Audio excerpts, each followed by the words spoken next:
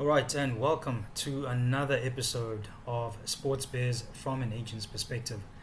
You with your host Zila, aka Chester Bekela, and long time. It's been a long time. I hope everyone is doing well. This is episode 173, and I bet you guys have been wondering, where I've been. Yeah, no, we took a bit of a production break. You know, Actually, before this episode, I did record an episode before this, just before I went on break, to sort of like make an announcement that I'm going to take a bit of a production break because I had other things to focus on. You know, yeah, I think the last episode we recorded was before I think the end of July or beginning of July, either one. But yeah, the reason for that was, just to solely focus on the football transfer window. And also at the time, the rugby season had also come to an end. So it was just, having a look at, what opportunities can be created for rugby players in terms of coming this side, to Japan and stuff like that. So it's just been very busy. And also, focusing and really sort of like, how can I say, rolling up the sleeves in getting, some more merch created and stuff like that. So we've been focusing on the other facets of the business, you know, and also, man, just trying not to burn myself out because I think, in all honesty, beginning of this year, I think I did experience minor burnout where, I just felt exhausted from everything, man, running a business, it really isn't easy, running a business and actually, how can I say, running a business and having certain business units within the business that you're running, was, kind of a bit of a challenge. And it started to take a toll on me,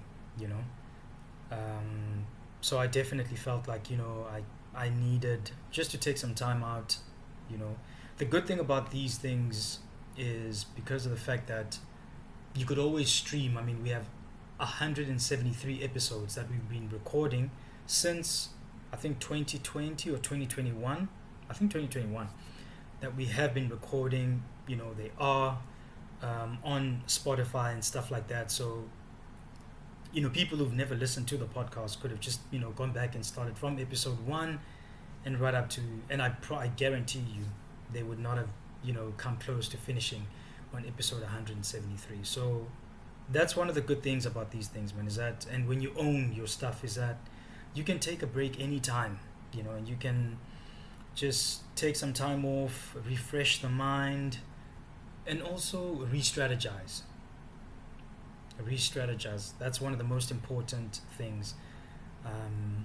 But otherwise, never, ever, ever, ever doubt in your minds that I enjoy creating, sporting content. I love doing this. I love, jumping on my own platform and just talking sports, just talking sports. And today's episode, it's unscripted. It is planned, but unscripted. I just woke up today feeling like, what, I actually want to, just record something. Whether I'll publish it, whether it's going to go out, we'll see. But I just want to get on and just, just share some insights and just things that I've been observing over the past couple of months since, taking a break. And just to hear your guys' thoughts as well, in the comments. So if you have a comment about anything that we're going to talk about today, please feel free. On Spotify for podcasters and on Spotify, you can leave a comment. So make sure you do that. I'm not so sure about Apple Podcasts and Amazon Music if you can leave a comment. So, but I do know on Spotify and Spotify for podcasters you can. So please, I'm always keen to hear people's thoughts. I'm always keen to hear your insights and how you see the game and everything, or the games, or how you perceive a certain sport. And if our ways match, and then good. If they don't, hey, I'm always keen to hear another person's perspective. Anyway, so in having a look, so what's been happening in the world of sports in the past couple of months? I mean, so much has happened. and there's so much drama around some of the sporting codes. I mean, take, for rugby for an example. I mean, just witnessing how the Boks trajectory, how their season went this year, it's nothing short of, I don't want to say miracle. Well, miracle, yes, because they really struggled in the beginning. They had a hot start, obviously, to the first few tests, because I mean, come on, those first few tests weren't really that challenging for them, and then they went into the rugby championship and they had a bit of a rocky start, and but the way they finished very strongly. And again, you know, we really are in a fortunate situation whereby we are witnessing, you know, a Springbok team that is just displaying that this is the golden era of South African rugby. This is the golden era. The way the guys play, man, the way they play for each other, the combinations, that are selected and everything, you can't help but stand from the sidelines and, give it a round of applause. But then again, on my platform, I have praised Rassie Erasmus on countless occasions because, I've always loved his style of coaching. I've always loved his philosophy and, around coaching and just how he gives players a chance. That's what I appreciate about Rassie Erasmus. So congratulations to the Springboks, man, winning the rugby championship. I mean, being back-to-back World Cup champs.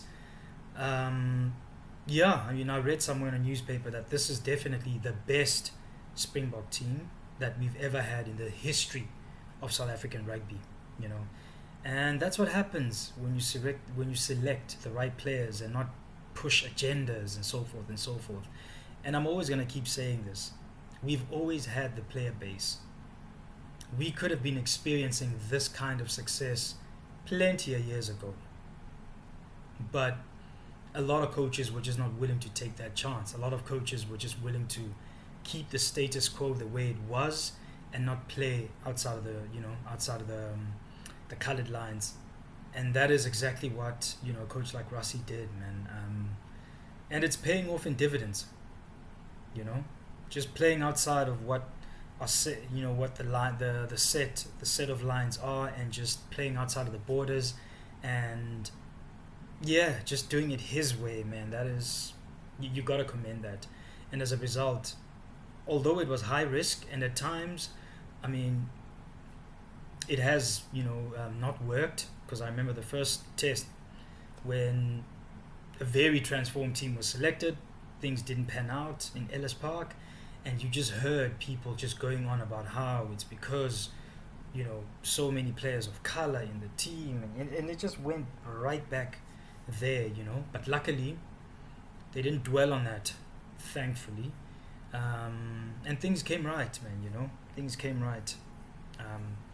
We always want to see the Springbok team win, but we also want to see equal opportunity and chances being given to the right players. So congratulations to them. I'm not gonna, stick around and talk too much about the rugby. I mean, this was about 2 weeks ago when they won. So, so much content has been created around that. I just wanted to just share things that I've been observing, and obviously, as we stand in the sidelines, we cheer for the players, and we cheer for the team. But again, as a sports agent, one thing I've realized about being a sports agent, it kind of, not to say it limits, but I have to watch the things I say, especially with regards to other players and so forth, because if I stand around and praise a player too much who's signed to another agency, it may have a negative impact on me, because it may seem like I'm trying to recruit that player to leave their current agent and actually come sign with my agency, which is not what I'm trying to do. One philosophy I've had since I think 2022, I changed the approach of my agency. I no longer chase after players. We do the work that we do, and if the right players are attracted to work with us, then we assess whether is there a fit between us. I'm not just running around here trying to represent every single player. I look at your character, and again, right now, I work hard to attract talent to want to work with my agency. I no longer chase after players because I saw the results of that, man. When you chase after players and all that stuff, it becomes messy. You know, when players treat you like they are your meal ticket, it can really, really, really create a very imbalanced relationship, one that consists of disrespect. You know, so I don't chase after players. We do the work that we do. We grind hard, and the right people get attracted to want to work with us. And obviously, if you're a right fit, then we work with you. But again, just going back to what I'm saying. So, yeah, as sports agents, we do kind of have to watch what we say when creating content and creating podcasts, that we don't actually, you know, stay on praising players and make it seem like we're trying to recruit them. I'm not trying to recruit any player. you know, Obviously, if the player is not signed to any agency and they want to come work with us, then they can get in touch and then we will assess. Anyway, one thing, just before I get off the rugby topic, one thing I did notice though, and which is actually something that's always worked. I loved the moving of Damian Willemse to number 12. You know, mainly because, and again, I wasn't surprised that it worked out, that he ended up having a blinder against New Zealand at number 12, on the number 12 jersey, like in the number 12 jersey. And we've seen this with previous fly halves turned inside center, because the kids, when he was in high school, he was a fly half. And I'm pretty sure that there were some games where he actually played inside center. So what I'm getting at is former fly halves have always, translated or transferred or transformed into amazing inside centers. Obviously, I'm not talking about Nonus and the Sonny Bill Williams and other players that were just built to play the number 12 position. I'm talking from a ball player perspective. You look at in the past, when Daniel Carter came into the game, he was known as a fly-half, but he had to start off as an inside center because they had Carlos Spencer at the number 10 jersey. And Dan Carter was phenomenal at number 12. You look at, in SA, you look at a guy like Bram van Straten, who was a Bok fly-half, and then there was a couple of games where he got moved to inside center, and he was phenomenal, And there's been so many other amazing examples. Again, who else can we make an example of? Even like your Carlos Spencers, when they were moved into the number 12 jerseys, those guys played phenomenal rugby. So if you look at it in the past, all players that were once number 10s and got shifted into the 12 position, they've always actually played very well. Last example, Andre Pollard. Before Pollard, back when he was on the come up, when he was playing Varsity Cup for Tuks, he played number 12. He was signed on, he was at the Bulls as a fly half, but when he was playing at Tuks, there were games where he was playing inside center, and let me tell you, he was phenomenal. He was dominant in the number 12 jersey.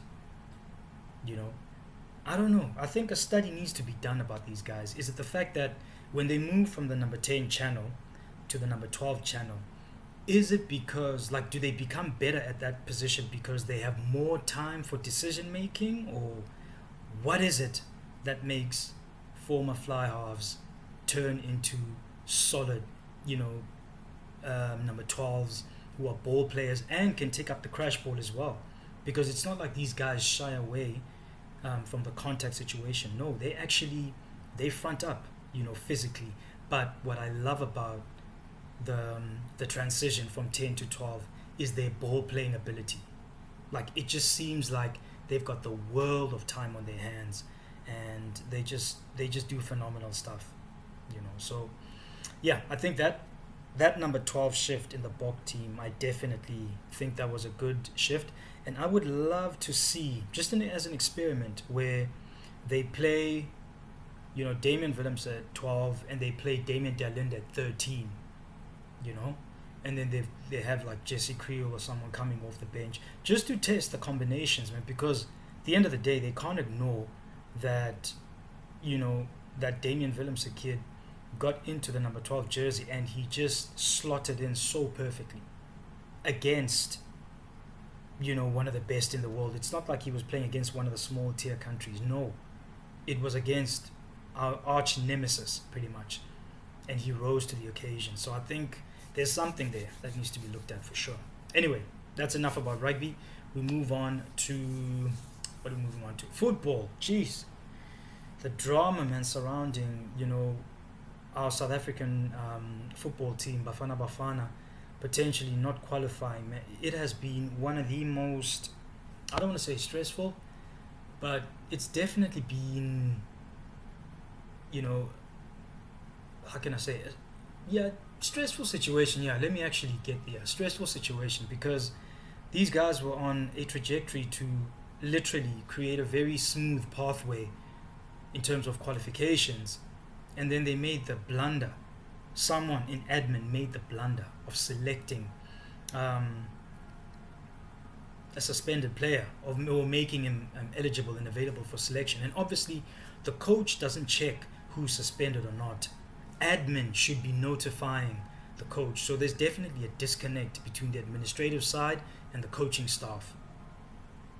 Either way, someone needs to get fired. Someone from up top needs to get fired, because, man, this thing, it really, as much as, because I was just reading before I did the podcast, I read and saw that, okay, we still have a fighting chance, we still have a fighting chance of qualifying, but it would have never got to this stressful situation if, our admin had been on the ball and actually known the rules. Because, again, when the the docking of the points happened, there was word that SAFA was going to try and appeal this thing to to FIFA, but the unfortunate part is they couldn't appeal it because it's in writing.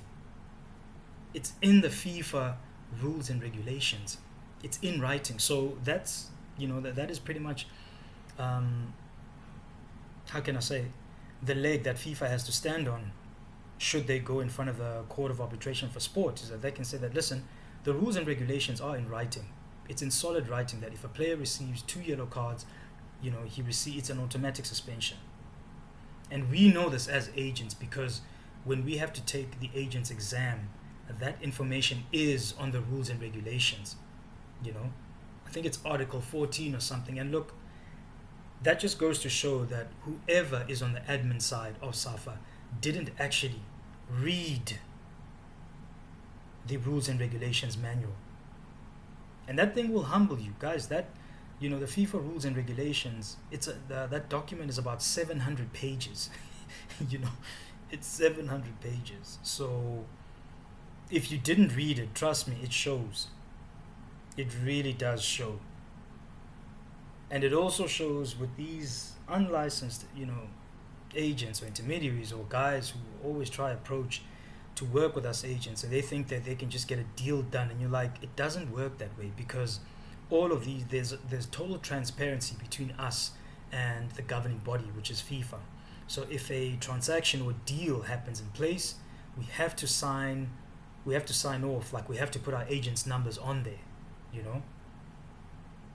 But I'm not talking about scouts here. I'm talking about unlicensed agents, people who are trying to navigate this professional football industry as unlicensed agents.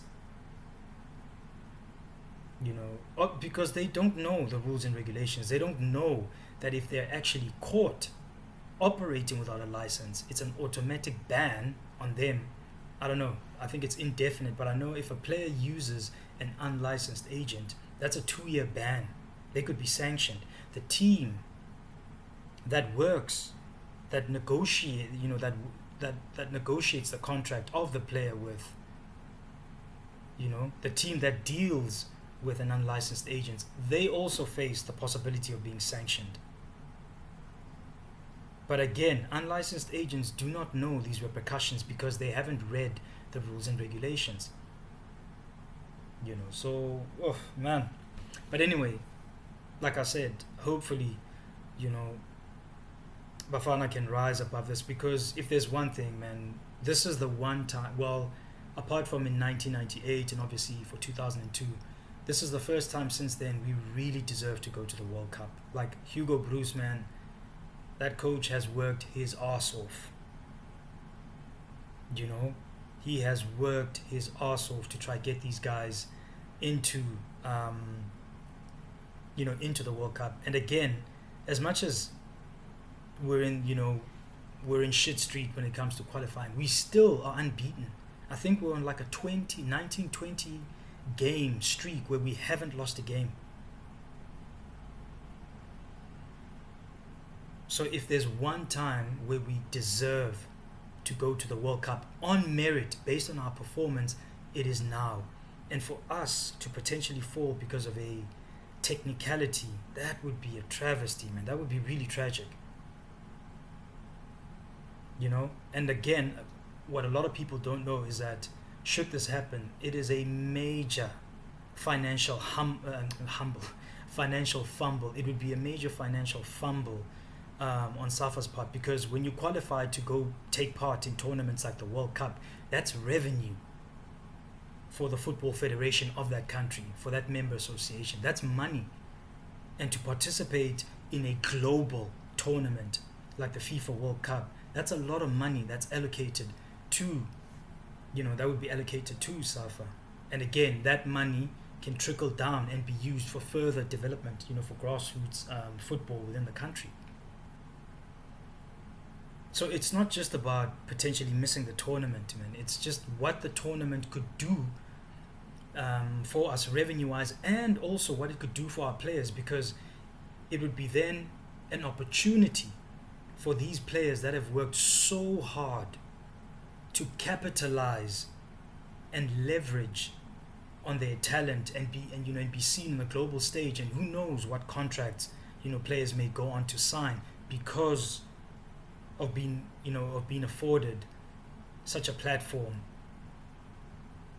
I mean, the previous World Cup in Qatar in 2022, viewership, when you consider TV rights, streaming and everything, and live audience viewing, it went up to about 3.2 billion views. The tournament got 3.2 billion views when putting all of that together. Fans at the stadium, TV, streaming, everything, FIFA Plus, you name it, YouTube, you name it. So to have our team representing us at on that stage,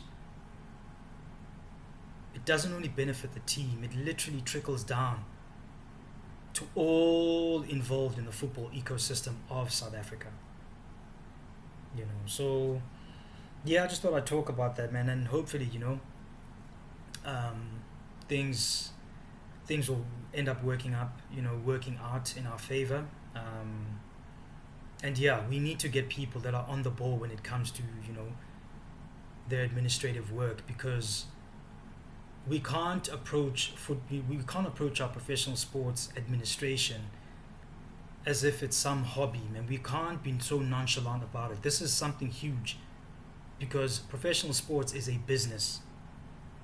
Ayo midlalo, meaning it's not just play. It is a business. So South Africa needs to make sure that the people that they have on their admin staff are people that are taking this job seriously, that are looking at this as working in a business. They need to read that document, all 700 pages. I know it's not nice. Trust me, it's not nice, especially us as agents. We had to study for our exam reading that whole document, so we couldn't skip anything. Neither should the admin people. You got to read all 700 of those pages and familiarize yourself and make sure that you know the rules and regulations, so that when certain things happen, players getting 2 yellow cards, this and that, you're on the ball and you know what comes next. You know what the rules and regulations of FIFA state. So then you automatically know what the logical next step is. These things are very, very crucial, guys. To not qualify based on a technicality or carelessness on our part would be absolutely tragic. But again, I don't want to be, Dr. Doom or the bringer of bad news. It's not over. It's not over until it's over. We still have a fighting chance. We just need to fucking go get this. We need to get Bafana at the World Cup in 2026. They deserve to be there. All right. Anyway, so I just thought, yeah, man, I thought I'd get back with that. All other sports, I mean, that we've been watching. I watched a bit of the World Athletics. They were in Tokyo. Yeah, good spectacle. Good spectacle. No surprises there. Obviously, the Jamaicans would win. would win that. The NBA is just returning, so yeah, I don't really have much to say. I haven't really watched a lot of the NBA games, so we'll see what happens. And yeah, the J League is also reaching its, crucial stages of the tournament, where now it's a race for who wins the championship. I mean, the tournament ends next month, so October is going to be crunch time for a lot of teams. I will be talking about what's what in the next coming weeks, but yeah, great to see, man. It's good to see. And then I think that bug of wanting to be a basketball agent is biting me again, because I responded to a post on LinkedIn, which was posted by I guess someone in my network. I think he's a basketball overseas consultant. I think he's an ex-player, but after retiring he became an overseas player consultant. So he advises guys who want to play basketball overseas. I think guys from America, and I think from all over the world. And he was just talking about how your talent alone is not enough to help you get a contract. And I just remember just commenting on it and just being like, yeah, team owners also look at things like character, and I just named all these things that team owners mostly look at as well when it comes to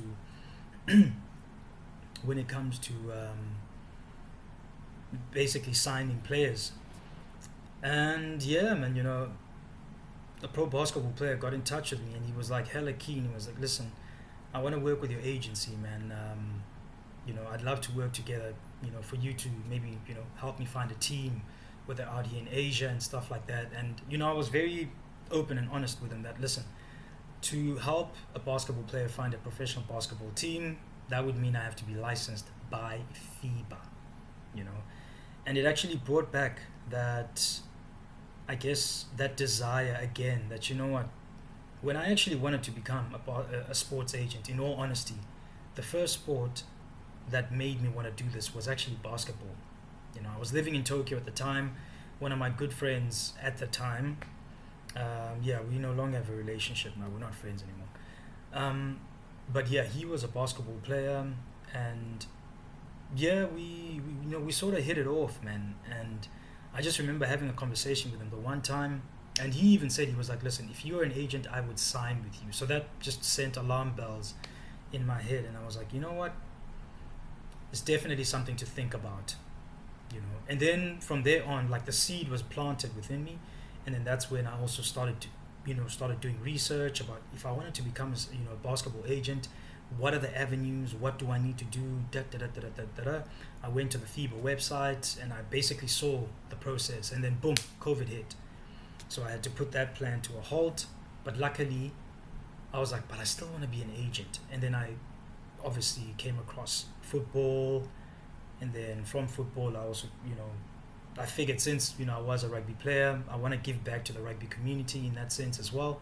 So that's how I landed up in football and rugby. But otherwise, the seed that was planted within me was actually because of basketball. So I guess it's back, man. I saw that when basketball players are reaching out to me and inquiring about my services and if I represent basketball players or not, it's definitely giving me something to think about. So yeah, I'll keep you guys, I'll keep you in the loop, but definitely I am thinking about getting my FIBA license. And I mean, I was watching something about the BAL, the Basketball African League, I guess that's what it's called, Basketball African League, BAL.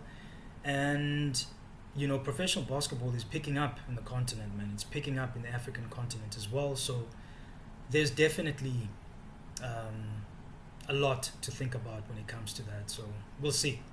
But I'll definitely keep you guys in the loop and I'll keep you updated whether I decide to go the basketball route as well, because it wouldn't be a bad idea, being licensed in 3 sporting codes, football, rugby, and basketball.